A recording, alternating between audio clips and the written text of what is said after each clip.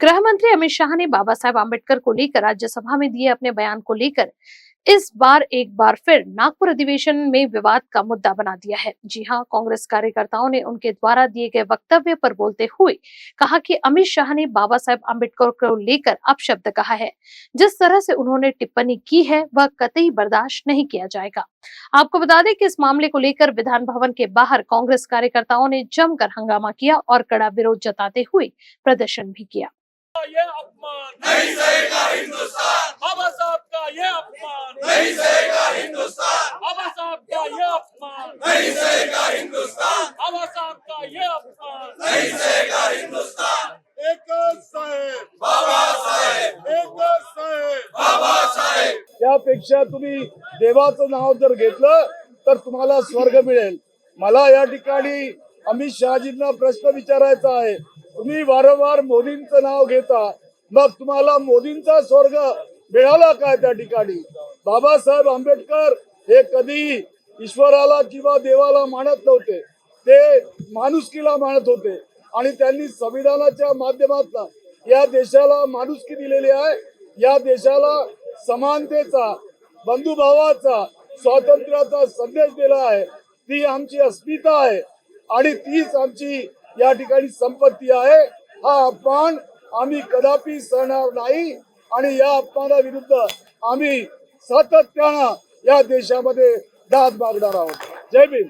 आपण सर्वांनी पाहिलं असेल, गेले 2 दिवस या देशामध्ये महामानव डॉक्टर बाबासाहेब आंबेडकरांचा जो अपमान होत आहे भाजपकडून, केंद्रीय गृहमंत्री संसद भवनात जे बोलले की आंबेडकर बोलणं हे हल्ली फॅशन झालेलं आहे। खरं तर काही लोकांना वाटत असेल की हा फक्त महामानव डॉक्टर बाबासाहेब आंबेडकरांचा अपमान झालेला आहे। खऱ्या अर्थाने हा देशाचा अपमान झालेला आहे, या देशाच्या संविधानाचा अपमान झालेला आहे आणि त्याचमुळे या देशाच्या प्रत्येक नागरिकाचा अपमान झालेला आहे। महामानव डॉक्टर बाबासाहेब आंबेडकरांचं जे काम आहे, त्यांचं जीवन जे होतं, त्यांचा जो खडतर प्रवास होता, तो आपल्या सर्वांना माहितीच आहे। पण जे संविधान आपल्याला लिहून दिलेलं आहे, त्यांनी आपल्या सर्वांना, तुम्हाला, आम्हाला, या देशाच्या प्रत्येक नागरिकाला त्यांचा न्याय हक्क काय आहे तो सांगितलं, त्यांचे अधिकार काय आहेत तो सांगितलं। जे आवाज दबलेले होते, जे आवाज संसदेपर्यंत पोहोचत नव्हते, या विधानभवनापर्यंत पोहोचत नव्हते, शक्तीस्थळापर्यंत पोहोचत नव्हते, ते आवाज एका सत्ता केंद्रात असेल, राज्यांमध्ये असेल, जी सत्ता असते त्या स्थळी पोहोचलं आणि ज्या लोकांसाठी जीवन नरकापेक्षा भयानक होतं, त्या लोकांसाठी त्यांनी खरोखर जगणं काय असतं तो मार्ग दाखवला। आज आपण पाहतोय केंद्रीय गृहमंत्री कदाचित बोलतात की त्यांच्या म्हणण्याचं जे काही बोलणं होतं विपर्यास केला जातो। मला एवढंच माहिती पाहिजे की जे बोलले, ती 12 सेकंदाची जी क्लिप आहे, ते बोलले की नाही बोलले। बोलले असतील तर त्यांनी माफी मागून बाजूला व्हायला पाहिजे आणि सरळ सरळ बोलायला पाहिजे की जे शब्द आहेत ते त्यांचे नाही आहेत। मागून कोणीतरी आवाज काढलाय सांगायला पाहिजे, कारण जे काही बोलले ते आपल्या समोर आहे, लोकांसमोर आहे। आणि ही चीड, हा राग फक्त काही शिवसेना उद्धव बाळासाहेब ठाकरे पक्षाच्या मनात नाही, फक्त काही काँग्रेस किंवा राष्ट्रवादी काँग्रेसच्या मनात नाही, तर हा राग या महाराष्ट्राच्या, या देशाच्या प्रत्येकाच्या मनात आलेला आहे। मी आज सरळ एक प्रश्न विचारत आहे की जसं आम्हाला वाटतंय की या देशाचा अपमान झालेला आहे, जसं आम्हाला वाटतंय की भाजपच्या मनात जे होतं ते भाषणात आलेलं आहे, असं नितीश कुमारजींना वाटत नाही का? असं चंद्रबाबूजींना वाटत नाही का? असं रामदास आठवलेजींना वाटत नाही का? असं ह्या सत्तेत भाजपमध्ये असतील किंवा त्यांच्या मित्रपक्षांमध्ये असतील, जे आंबेडकर प्रेमी, संविधान प्रेमी, देशप्रेमी आमदार आहेत, त्यांना वाटत नाही का? जर त्यांना वाटत असेल तर त्यांनी देखील आमच्यासोबत सामील व्हायला पाहिजे आणि रस्त्यावर उतरून आंदोलन केलं पाहिजे। आज हा देश पाहत आहे की भाजपच्या मनात जे विष आहे, संविधानाबद्दल असेल, आपल्या न्याय हक्काबद्दल असेल, या देशाबद्दल असेल, ते जे गृहमंत्र्यांच्या भाषणातून बाहेर आलं, भाजप याच्यावर काही भूमिका घेणार आहे की नाही हे देश बघत आहे। परमपूज्य डॉक्टर बाबासाहेब आंबेडकरांचा अपमान संसदेमध्ये ज्या पद्धतीनं या देशाच्या गृहमंत्र्यांनी केला, भारतीय जनता पक्षाने केलाय। खरं तर या देशातील करोडो लोकांचा देवच बाबासाहेब आंबेडकर आहे, ज्यांच्या अधिकाराला कधी अधिकार क्षेत्र माहित नव्हतं, ज्यांना माणुसकी माहित नव्हती, ज्यांना मानवता माहिती नव्हती, त्या माणसाला माणूस बनवण्याचं काम बाबासाहेब आंबेडकरांनी केलं। कोणी देवळातला देव शोधलाय, पण बाबासाहेबांनी मात्र माणसातला देव शोधला आहे। हे महान असे महामानव, या महामानवाचा अपमान ज्यांनी असंख्य करोडो लाखो लोकांना जगण्याचा अधिकार दिला, ज्यांच्या घरात सूर्यप्रकाश नव्हता ज्यांना प्रकाश देण्याचं काम केलं, ज्यांच्या घरात अंधार होता त्यांना उजेड देण्याचं काम केलं, अशा महामानवाचा अपमान कधीही सहन करू शकणार नाही, कोणीही सहन करू शकणार नाही. म्हणून आज आम्ही निषेध करून जर असं वक्तव्य केलं असेल तर या देशाच्या गृहमंत्र्यांनी ते माफी मागावी किंवा त्यांनी म्हणावं की आम्ही मागून कोणी बोलले पुढून कोणी बोलले, परंतु हा अपमान बाबासाहेबांचा म्हणजे या देशातील दीन दलित ओबीसी बहुजन असंख्य करोडो लोकांचा अपमान आहे. तो अपमान आम्ही सहन करू शकत नाही. म्हणून आज आम्ही निषेध मोर्चा केलाय आणि निषेध करतो.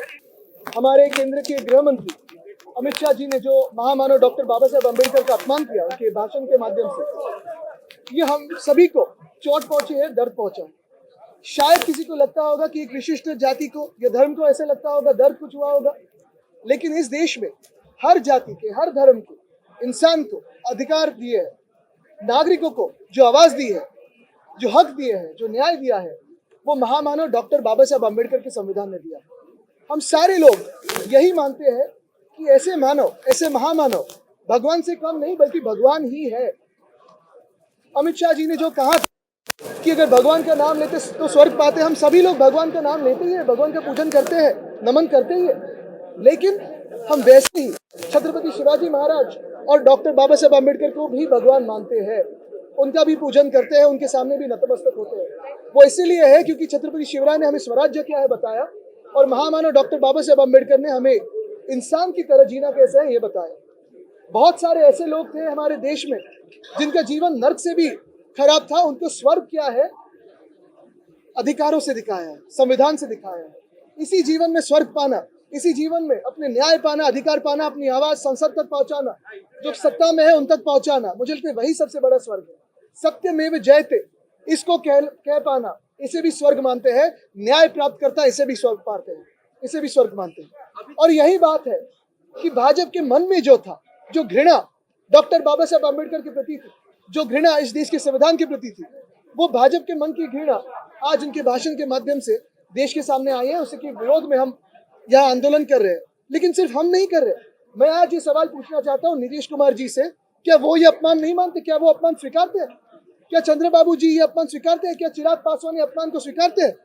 क्या उनके वो स्वीकार है डॉक्टर बाबा साहेब अम्बेडकर का अपमान? इस सदन में, इस विधान भवन में भी अगर आप देखें तो बहुत सारे ऐसे लोग हैं जो अम्बेडकर प्रेमी हैं। हम सभी लोग अम्बेडकर प्रेमी हैं, संविधान प्रेमी है, देश प्रेमी है।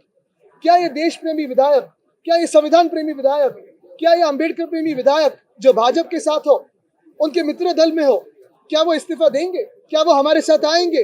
क्या ये जो नाइंसाफी हो रही है, जो अपमान हो रहा है बाबा साहेब अम्बेडकर का, उनको स्वीकार है? ये मैं आज सवाल पूछना चाहता हूँ।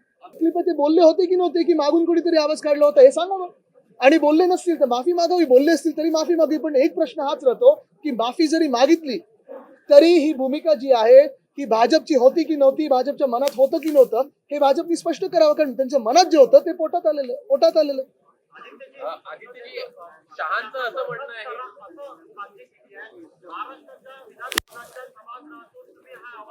मी तुम्हाला एवढंच सांगत आहे की चंद्रबाबूजी, चिराग पासवान, नितीश कुमारजी, आठवले साहेब काय करणार ह्याच्यावर आमचे तर लक्ष आहे, कारण ते सत्तेत आहेत, आमचं सगळं लक्ष त्यांच्याकडे आहे। अदानीच्या मुद्द्यावरून ध्यान भटकवण्याकरिता या मुद्द्याला बिलकुल नाही, अदानीचा मुद्दा आहे तो रस्त्यावर घेऊ, संसदेत घेऊ, विधान भवनात घेऊ। तसंच महामानव डॉक्टर बाबासाहेब आंबेडकरांनी ज्यांनी आम्हाला इथे आंदोलन करण्याचा देखील अधिकार दिला, त्यांच्यावर जेव्हा कोणीतरी बोलता आम्हाला रस्त्यावर उतरायलाच लागेल। कर्नाटकच्या काँग्रेसच्या आमदारांनी बेळगावला जर केंद्रशासित करायचं असेल तर मुंबईलाही केंद्रशासित करा अशी भाषा केली आहे। मी हे आधी पण सांगितलेलं आहे, तो आमदार काँग्रेसचा असो किंवा भाजपचा असो।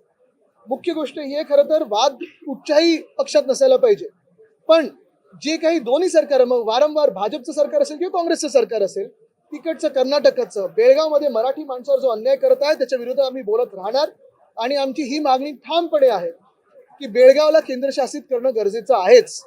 मुळात हे जे आमदार बोललेले आहेत, ठीक आहे, ते बोलत असतील काँग्रेसमध्ये असून, पण ही भाजपची पण भूमिका राहिलेली आहे आधी पण की मुंबईला केंद्रशासित करा। मुंबई ही मराठी माणसाला मिळवायला लागली, लढून मिळवायला लागलेली, अशीच काही आनंद दिलेली नाहीये, जिंकायला लागलेली आहे। आणि त्या मुंबईसाठी आम्ही लढत राहू, जिद्दीने लढत राहू। काँग्रेसची भाषा आहे मुंबईला वेगळं करायचं, कसं बघतो? मी हेच सांगतोय, जे कोणाचेही आमदार असतील त्यांना तिथून बरखास्त केलं पाहिजे.